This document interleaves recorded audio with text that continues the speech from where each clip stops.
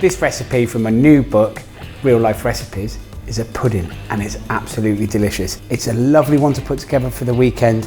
It's super tasty, it's rich, it's indulgent. And you're going to start off with a flan base, greased up with a little bit of butter.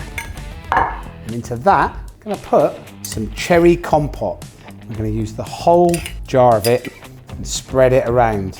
And into that, I'm going to put a good couple of handfuls of pitted cherries. Just put those equally all into the bottom. Then, in your mixing bowl, butter, softened, and soft dark brown sugar. And then we're just going to cream these two together. Start off quite gentle. And once that's creamed together, I'm going to add 3 eggs, one by one.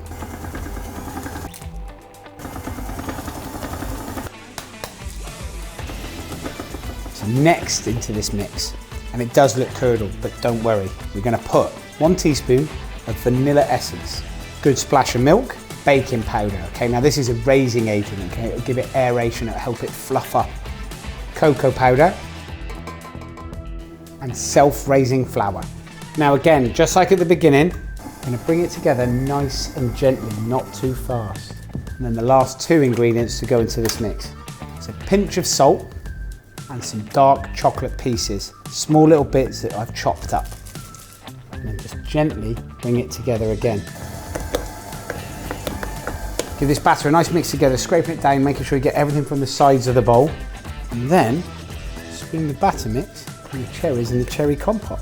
And then from the middle out, just kind of work your way and cover those cherries up. And you haven't got to give it too neat a finish on the top, it doesn't matter, just as long as it looks fairly even. So once you've got the chocolate batter all spread over the top of the cherries, I'm going to put that to one side.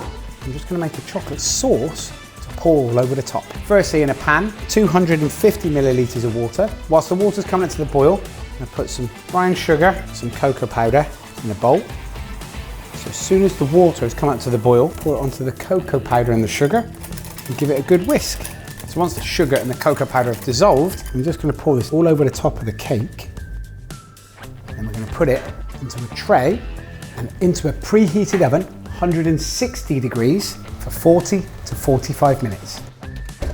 Oh, all right then. Look at that.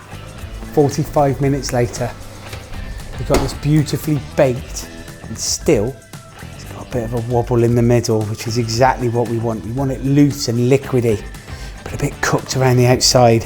Okay, after about 5 minutes of resting time, just get yourself a little bit of cocoa powder and dust it all over the top. Get yourself a bowl. Look at that. The cake is cooked beautifully on the top, but on the bottom here, that is the self-saucing. To serve with that, a creme fraiche. There you go. It's a recipe from my new book, Real Life Recipes. Self-saucing cherry chocolate pudding with creme fraiche or ice cream, whichever takes your fancy.